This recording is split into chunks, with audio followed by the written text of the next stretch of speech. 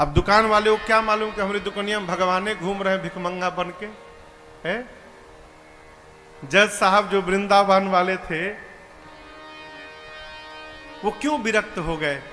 पत्नी ने कहा कि अरे भाई चलो, एक केवट की गवाही देने के लिए भगवान गवाह बन के चले गए थे कोर्ट में।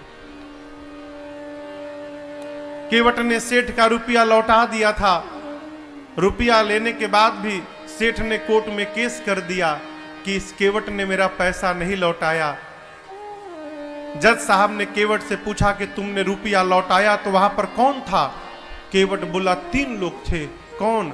सेठ जी, मैं और मेरे राम जी थे, मेरे रघुनाथ जी थे वहां पर। जज समझा रघुनाथ जी नाम का कोई आदमी होगा। अगली तारीख पर रघुनाथ जी के आने का गवाही देने के लिए सम्मन भिजवा दिया जज साहब ने।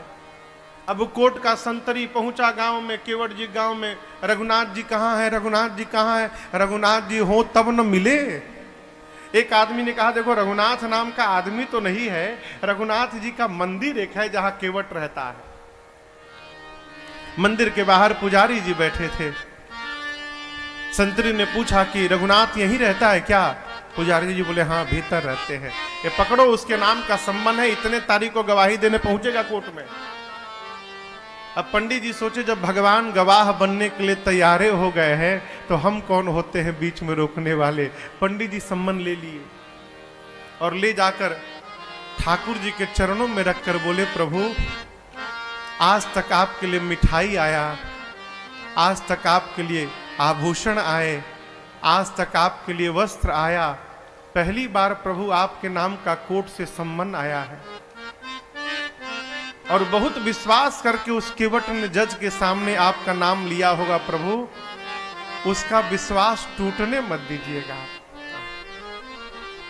जिस दिन तारीख थी ना उस दिन पंडित जी सबसे सुंदर कपड़ा ठाकुर जी को पहनाए। क्यों? आज ठाकुर जी कोर्ट में पहुंचेंगे तो भगवान सुंदर लगने चाहिए। भगवान फटा पुराना कपड़ा पहने, लाठी पकड़े, बूढ़ा स्वरूप बना के हाथ ऊपर करके हम ही रघुनाथ है पहुंच गए। और ऐसी गवाही दिए कि पहली हियरिंग में ही केस समाप्त। सेठ को सजा हो गई, केस तो समाप्त हो गया, लेकिन जज साहब डिस्टर्ब हो गए। सोचने लगे भाई आज तक तो ऐसा कोई गवाह आया ही नहीं जो एक ही बार में केस को ही समाप्त कर दे। कोर्ट से निकल के अपने चेंबर में गए, केवट को बुलाकर बिठाए। बोले ये बताओ कहां रहते हो तुम। रघुनाथ जी के मंदिर में मैं रहता हूं।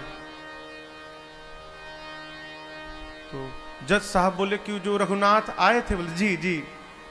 तो उनको लगा कि वो मंदिर बनवाए होंगे। तो जज साहब बोले लेकिन तो गरीब लग रहे थे और लग नहीं रहा था कि वो मंदिर बनवाए होंगे। केवट ने कहा प्रभु वो मंदिर बनवाने वाले रघुनाथ जी नहीं थे, मंदिर के भीतर बैठने वाले रघुनाथ जी आए थे। जज की मति हरा गई हो, कांपने लगा। संतरी को बुलाकर बोला सही सही बताना तुमने किसको सम्मन दिया था। बोला सर माफ करिएगा सर, रघुनाथ नाम का आदमी नहीं मिला। रघुनाथ जी का मंदिर था, मंदिर में पुजारी जी को देके चला आया था मैं। तो जो आए थे वही पुजारी, नहीं पुजारी जी ये नहीं थे, दूसरे थे। जज को पूरी बात समझ में आ गई। घर गया और दरवाजा बंद करके जज साहब रोने लगे। पत्नी ने आकर पूछा क्यों रो रहे हो, पूरी बात बताए। पत्नी ने कहा इसमें रोने की कौन सी बात है। अरे मान लो धोखे में ही दर्शन हुआ, तुम तो भाग्यशाली हो, तुमको दर्शन तो मिला, नाचना चाहिए।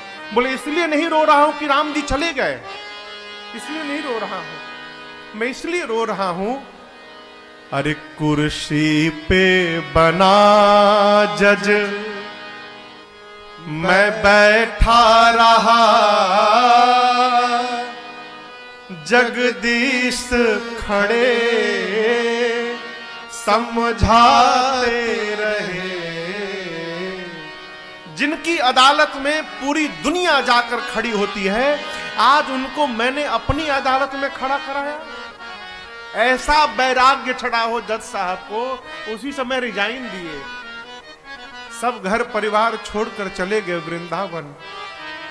और ऐसा कहते हैं जब तक थे कभी बैठे नहीं वृंदावन में, खड़े रहे। लोग कहते थे बैठते क्यों नहीं आप? बोले मेरी यही सजा है, मैंने भगवान को अपनी अदालत में खड़ा करा के रखा था। अब मैं भगवान के धाम में जब तक जीवित रहूंगा तब तक मैं खड़ा रहूंगा, अब मैं बैठूंगा नहीं। कभी भगवान किसी रूप में आ सकते हैं माई बाप, आपकी आस्था वैसी होनी चाहिए।